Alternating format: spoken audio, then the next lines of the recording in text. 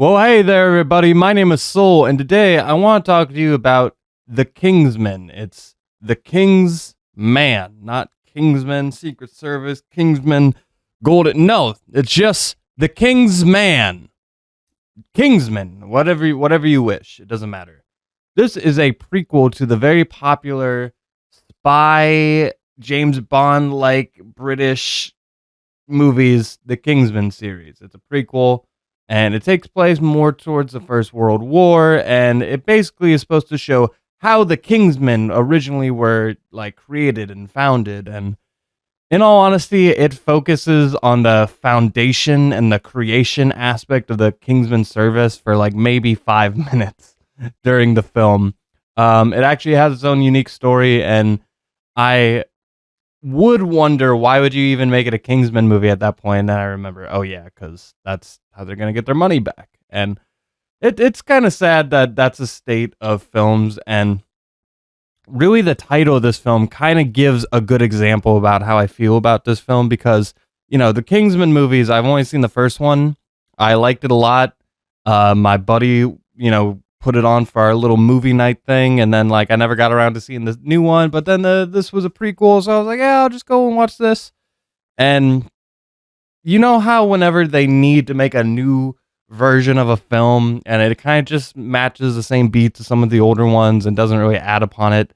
And you ever seen other like games or movies where it's like, well, we want to reboot it, but we also want to remake it, but it's also kind of a sequel, so we're just gonna put the. It's going to be the same title, but the at the front of it. Instead of Suicide Squad, it's now The Suicide Squad. It feels like that.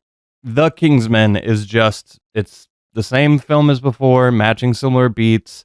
It does have its own kind of unique spin on terms of like when it takes place. You got like, again, it takes place during the First World War. And it actually is trying to be a historic film in a sense, but it's also not, because it's fucking goofy ass Kingsman battles. You have Rasputin in this film, and he's literally fighting a Kingsman-style fight scene. And honestly, it's one of my favorite parts of the film. There was like a couple moments where I was like, I don't know that much about history. I'm not a history buff by any means, but there was a couple moments where I was like, and then I was like, oh yeah, I'm watching fucking Kingsman. Why do I give a shit? If they want to make Rasputin run around and do little almost dance style battles, yeah, that's their fucking business. Really, the heart of this film is my boy up here, the Duke, and his son, who wants to be a soldier. He is going to lay his life for his country, and it's his responsibility, and that's what he wants to do. And he's going to make the world a better place, no matter what it costs. And really, that's like the backbone of the film, but like, no offense to this guy, he just doesn't sell it all that well.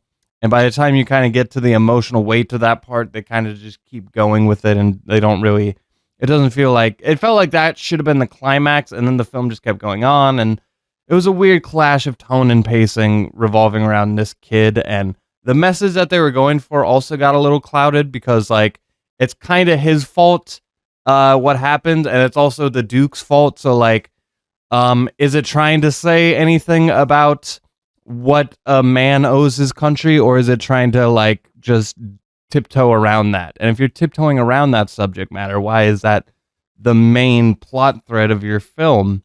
You know what I mean? It gets a little weird. The story itself, again, it's the Kingsman film. You're gonna have some witty dialogue. You're gonna have some good punchlines. Some good setups, but again, it doesn't feel like it pushes anything forward. It feels like this film is happening for the sake of happening, and the first film did not feel like that. It felt like they had a fun story that they wanted to tell. It felt like they had some good ideas cooking up there.